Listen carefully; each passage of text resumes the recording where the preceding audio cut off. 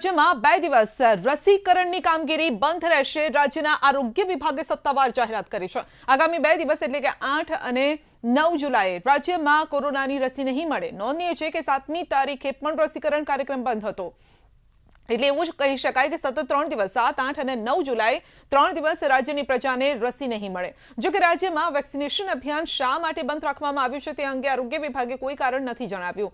6 મહિનામાં પહેલીવાર બન્યું છે કે સતત 3 દિવસ સુધી રસીકરણ બંધ રખાયું છે। બુધવારે મમતા દિવસના બહાને વેક્સિનેશન બંધ હતું તો ગુજરાતને દૈનિક 4 લાખ જેટલો રસીનો જથ્થો જોઈએ છે અને તેની સામે 2.25 લાખ જેટલો જ ડોઝ મળે છે।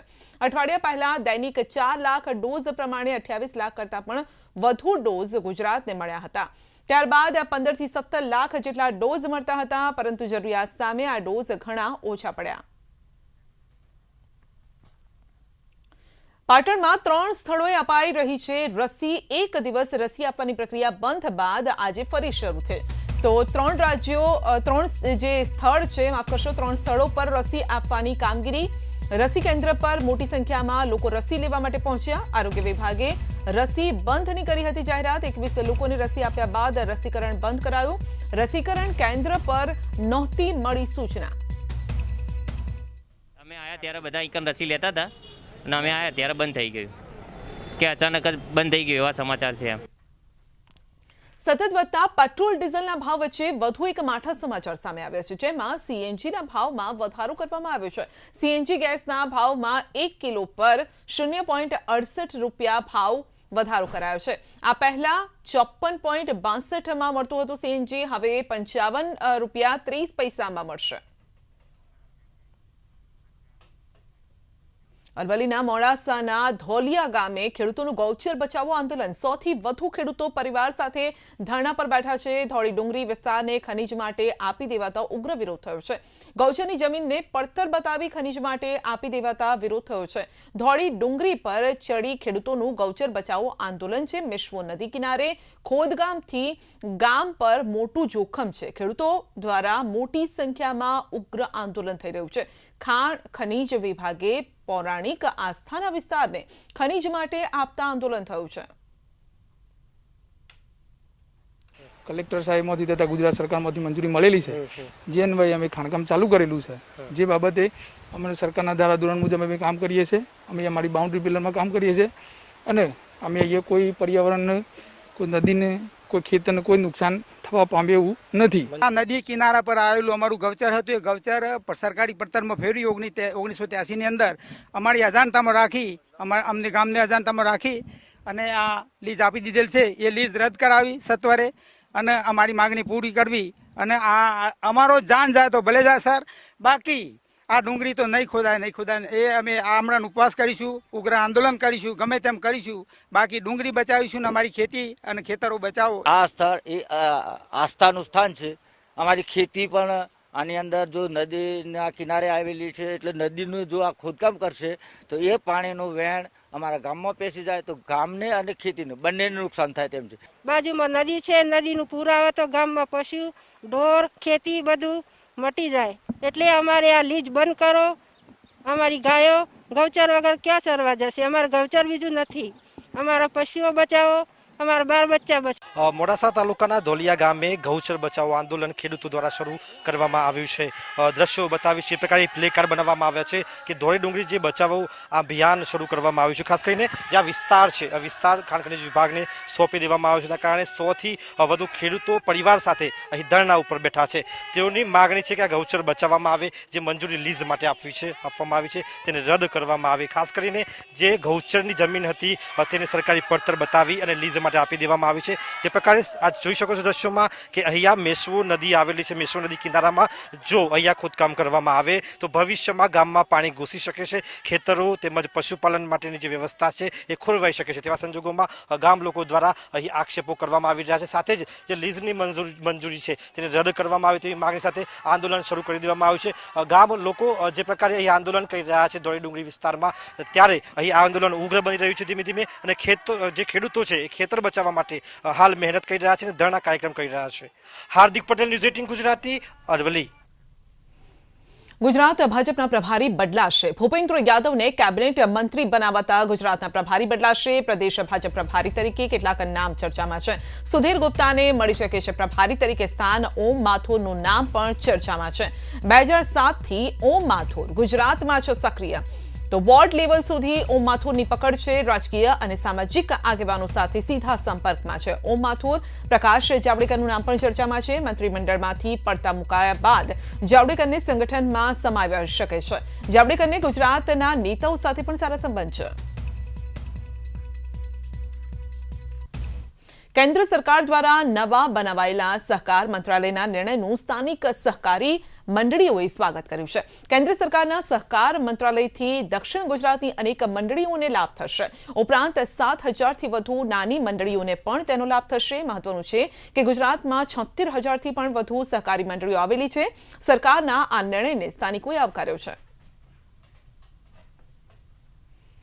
જે રીતે સહકાર મંત્રાલયની જાહેરાત થઈ છે, સહકારી પ્રવૃત્તિ થકી સમૃદ્ધિ આવે, આમ જનતા દેશનો વિકાસ થાય અને ખાસ કરીને ગુજરાત અને મહારાષ્ટ્રમાં જે સહકારી પ્રવૃત્તિ વિકસિત થઈ છે એના જે મીઠા ફળ છે એ સમગ્ર દેશને મળે એ દિશાનો મોદી સરકારનો અને ખાસ કરીને મોદી સાહેબનો જે વિચાર છે એને કારણે સહકારી પ્રવૃત્તિ અને ખાસ કરીને સહકારી આંદોલન જે 100 વર્ષથી પણ જૂનું આ દેશમાં ચાલી રહ્યું છે અને એના મીઠા ફળ આમ જનતા ભોગવી રહી છે.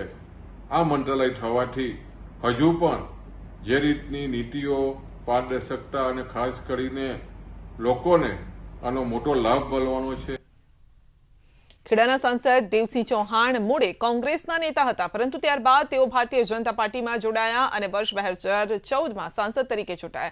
દેવસિંહ ચૌહાણની પસંદગીથી ઓબીસી વર્ગના મતોને તેમજ મધ્ય ગુજરાતથી લઈને આદિવાસી પટ્ટા સુધીના મોટા વિસ્તારને અંકે કરવાની રણનીતિ હોવાનું રાજકીય નિષ્ણાતો માની રહ્યા છે.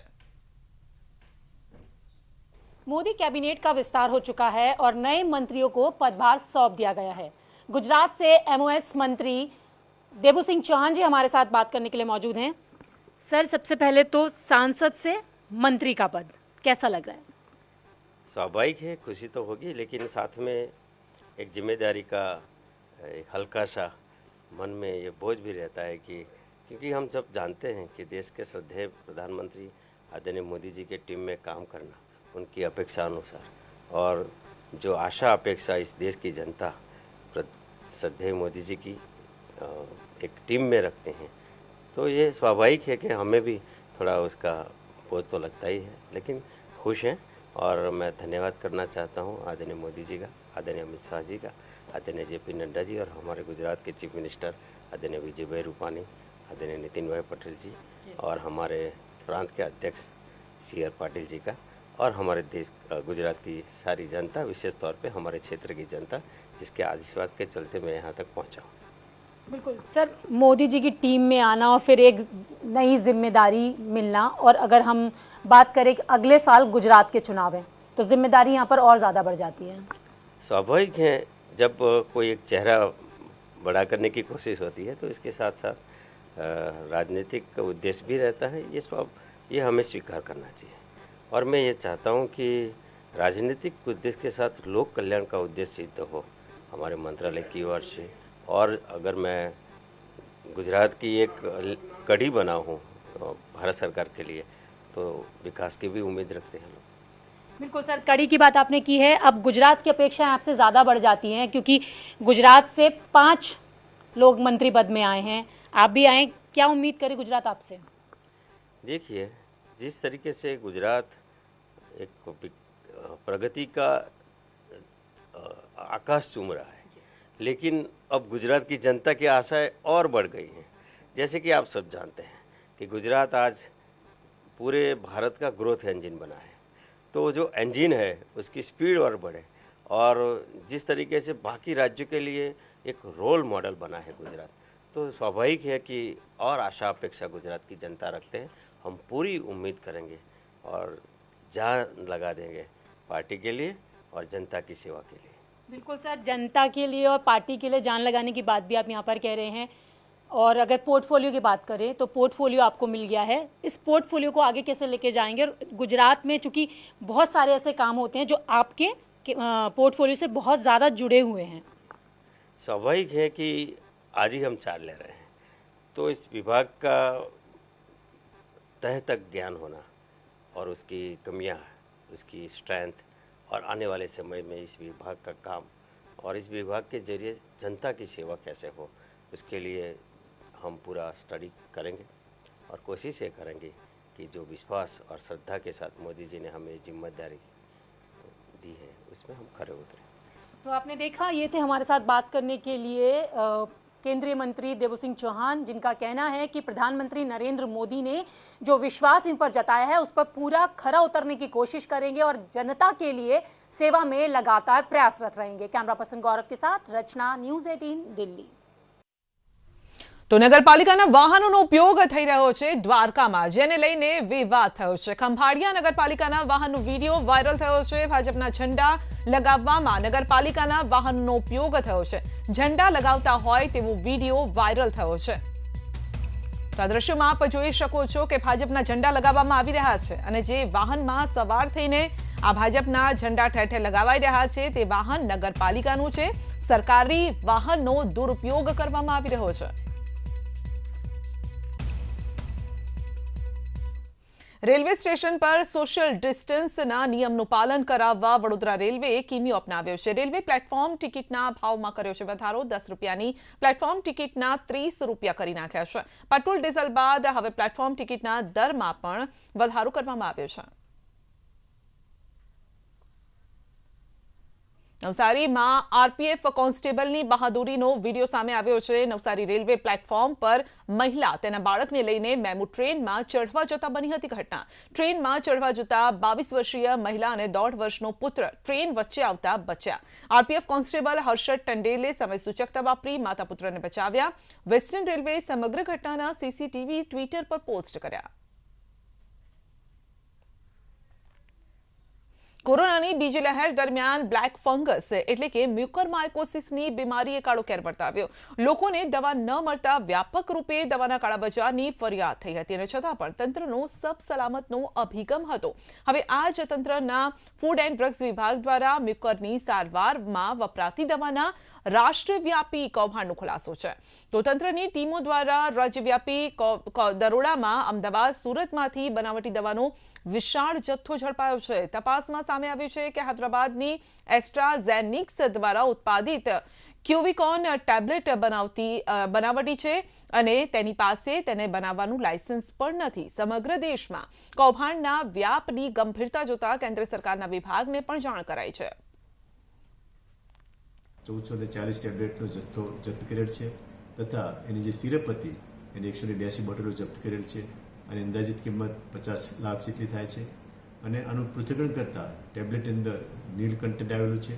તેલંગાણાના ડ્રગ સાથે પણ વાત કરી છે તો આ ઉત્પાદક પેઢી પાસે આ દવા બનાવવાની કોઈ લાયસન્સ કે મંજૂરી નથી। આ બાબતે આ એક રાષ્ટ્રવ્યાપી કૌભાંડ હોવાનું ધ્યાને આવતા ડ્રગ કંટ્રોલ ઇન્ડિયાને પણ જાણ કરવામાં આવી રહેલી છે। ખેડબ્રહ્મામાં ખનીજ માફિયાઓ બેફામ બન્યા છે। હરનાવ નદીના ભૃગુ ઋષિ મંદિરની પાછળ ચાલતું હતું ખનન। ખાણ ખનીજ વિભાગે રેડ કરી કરોડોનો મુદ્દામાલ જપ્ત કર્યો। હિટાચી મશીન સહિત 40 લાખનો મુદ્દામાલ જપ્ત છે। તો ખનીજ વિભાગે દંડનીય કાર્યવાહી કરતા ખનીજ ચોરોમાં ફફડાટ છે। પંચમહાલના હોમગાર્ડ કમાન્ડન્ટને જાંબુઘોડા ચેકપોસ્ટ પર નોકરી ફાળવવા બાબતે લાંચ લેતા એસીબીએ ઝડપી પાડ્યા છે। લાંચ નહીં આપવા માંગતા ખુદ હોમગાર્ડ જવાને જ સમગ્ર મામલે એસીબીમાં ફરિયાદ કરી, જે બાબતે એસીબીએ છટકું ગોઠવીને 1800ની લાંચ લેતા હોમગાર્ડ અધિકારીને ઝડપી પાડ્યા। તો સમગ્ર મામલે રોહિત બારિયા સામે ગુનો નોંધાયો। પાલનપુર એસઓજી ટીમે બાતમીના આધારે અમદાવાદથી દિયોદર જતી બાંગ્લાદેશી યુવતીને ઝડપી છે। પશ્ચિમ બંગાળમાં ખોટા આધાર પુરાવા બનાવી અને દેશમાં ફરતી હોવાનું પ્રાથમિક તપાસમાં સામે આવ્યું। યુવતી બાંગ્લાદેશના એજન્ટની મદદથી ભારતમાં ઘૂસી હતી। યુવતી સહિત અન્ય લોકો પણ ગેરકાયદેસર રીતે ઘૂસ્યા અને તે અંગે વધુ તપાસ હાથ ધરવામાં આવી। પાલનપુર પોલીસે ફોરેન એક્ટ તેમજ આધાર કાર્ડ એક્ટ મુજબ કાર્યવાહી હાથ ધરી છે।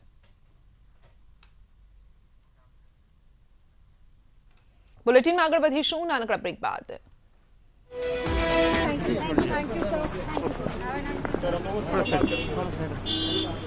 हाँ हाँ हटे हुए हैं भैया। सर एक बार हेल्थ जर्नलिस्ट के साथ मुलाकात करेंगे? कर लूँगा। ठीक है।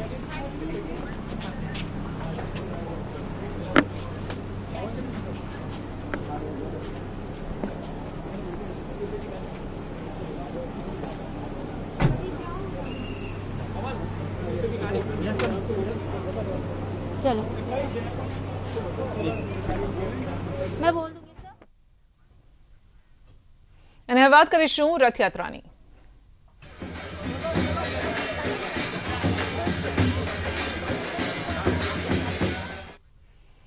તો રથયાત્રા પહેલા મામેરાની વિધિ 6 યજમાનો દ્વારા ભગવાનનું મામેરું કરાયું છે। ભગવાનના વાઘા તૈયાર કરવામાં આવ્યા છે। નિજ મંદિર પર પહોંચ્યું હતું આ મામેરું અને તે સમયે તમામ જે યજમાનો છે તેમાં ઉત્સાહ જોવા મળ્યો હતો।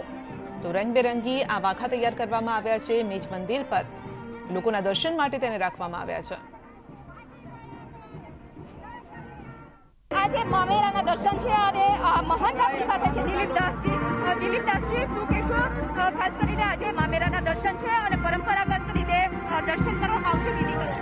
પરંપરાગત રીતે જેવી રીતે 144મી આ રથયાત્રાના પાવન અવસર પર મંદિર દ્વારા મંદિરના યજમાનો દ્વારા સેવકો દ્વારા આ મામેરું ને ઠાકોરજીને અલંકાર વસ્ત્ર અર્પણ કરવામાં આવી રહ્યા છે અને ખૂબ એમનો ભાવ વિભોર અને આનંદ ઉત્સાહ સાથે આજ મંદિરમાં ભગવાનને અર્પણ કરેલ છે અને તમામે તમામ આ 4 દિવસના ઉત્સવમાં ઠાકોરજી ધારણ કરશે। કેટલા યજમાનો છે? 6 યજમાનો દ્વારા કરવામાં આવેલ છે। 6 યજમાનો છે અને 6 યજમાનોના દ્વારા આજે વિધિના વાઘા છે તે લાવવામાં આવ્યા છે। તમામ યજમાનો પણ અહીં ઉપસ્થિત છે અને આખો માહોલ છે તે ભક્તિમય બન્યો છે। તમામ વિધિ છે તે પરંપરાગત કરવામાં આવશે। સાથે જ કોરોનાની ગાઈડલાઇન્સના પાલન સાથે તમામ વિધિ થાય તે માટે પણ સૂચનો આપવામાં આવ્યા છે। કેમેરામેન પ્રકાશ સોલંકી સાથે વિભુ પટેલ, ન્યૂઝ 18 ગુજરાતી, અમદાવાદ। આજે મારા ભગવાન જગન્નાથની રથયાત્રા છે, 144મી રથયાત્રા છે। એના જે વાઘાનું આગમન થયું છે મંદિરમાં એ હર્ષ ઉલ્લાસ સાથે ભવ્ય કાર્યક્રમ થયો। બહુ આનંદ થઈ ગયો। બહુ અનેરો આનંદ છે કે કહેવાય એવું નથી। બસ સરસ છે। તો રથયાત્રાને બસ હવે ગણતરીના દિવસો બાકી છે તેવામાં સરસપુર ખાતે આવેલા રણછોડરાય મંદિરમાં ભગવાન માટે 457 કિલો મગસના મનોરથનું આયોજન કરાયું। ઉલ્લેખનીય છે કે દર વર્ષે પૂનમથી લઈ જેઠ અમાસ સુધી ભગવાનનો મનોરથ કરવામાં આવે છે। મગસના મનોરથ પહેલા ભગવાનને કેરી, ડ્રાયફ્રૂટ્સ, જુદા જુદા ફળ ધરાવવામાં આવ્યા। દર વખતે જુદા જુદા મનોરથ કરવામાં આવે છે। ડ્રાયફ્રૂટનો હોય, ફ્રૂટનો હોય। આજની વિશેષતા એ છે કે જે મગસનો મનોરથ કરવામાં આવ્યો છે, જે 457 કિલો મગસ છે અને જેનો ભોગ ભગવાનને ધરાવવામાં આવશે। તો રથયાત્રાને લઈને તૈયારીઓ ચાલી રહી છે। મંદિર પરિસર પોલીસ છાવણીમાં ફેરવાયું છે। મંદિર પરિસરમાં ફોગિંગ કરવામાં આવ્યું છે।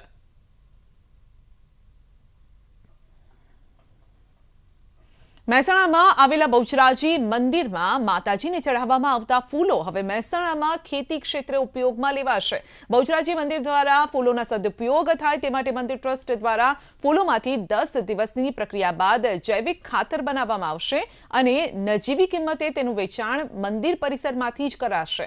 તો અત્યાર સુધી મંદિરમાં ચઢાવાતા ફૂલોને જમીનમાં દબાવી દેવામાં આવતા હતા, પરંતુ હવે આ જ ફૂલોનો ઉપયોગ જિલ્લાના ખેતરોની ફળદ્રુપતા વધારવા માટે થશે।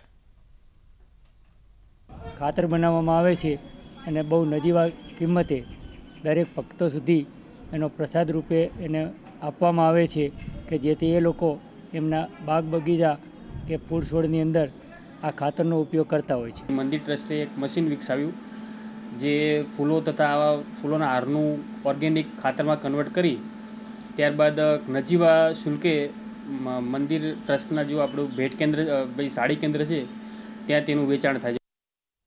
વડોદરાના ભાયલી ગામના અરવિંદભાઈ પટેલે 20 ફૂટ ઊંચી લોખંડની ખુરશી બનાવી છે। ઇન્ડિયા ઓફ રેકોર્ડમાં સ્થાન મેળવ્યું છે। ભાયલીના અરવિંદભાઈ ખેતીના વ્યવસાય કરે છે, પરંતુ ઇન્ટરનેટના માધ્યમથી પ્રેરાઈને તેમણે 1500 કિલોની 20 ફૂટ ઊંચી ખુરશી બનાવી છે। ખુરશી બનાવવામાં 2 મહિનાનો સમય લાગ્યો હતો। અરવિંદભાઈએ તેમના ઘરના ધાબા પર આ લોખંડની ખુરશી મૂકી છે।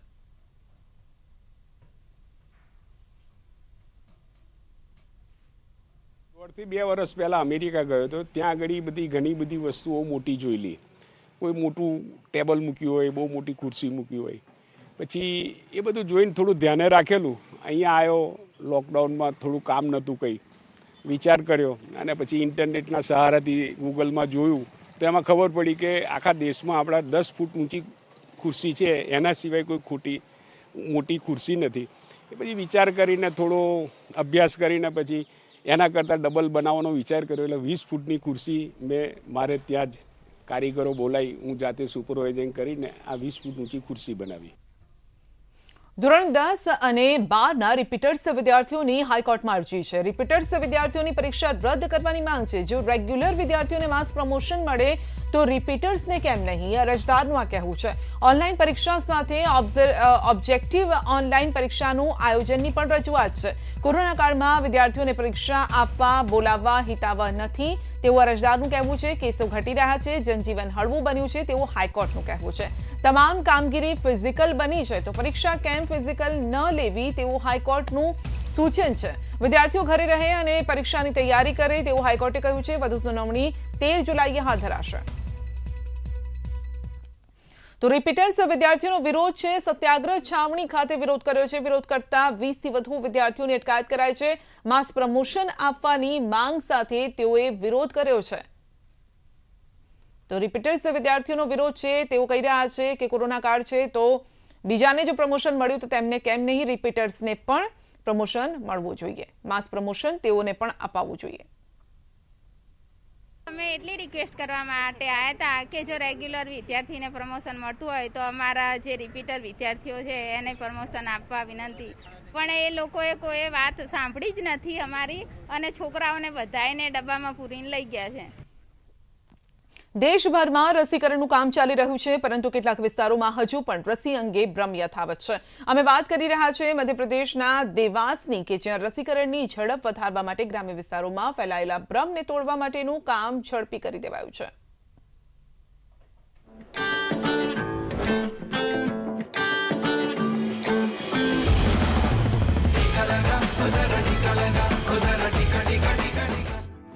टीका के खिलाफ अफवाहों पर वार, भ्रम तोड़ने के लिए गाड़ी से प्रचार, टीकाकरण के लिए हो जाइए तैयार।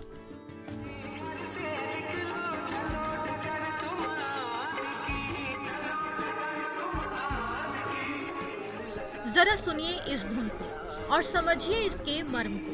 ये एक कोशिश है भ्रम तोड़ने की ताकि दूर दराज के इलाके में लोगों को वैक्सीनेशन के खिलाफ फैलाए जा रहे जहर से बचाया जा सके।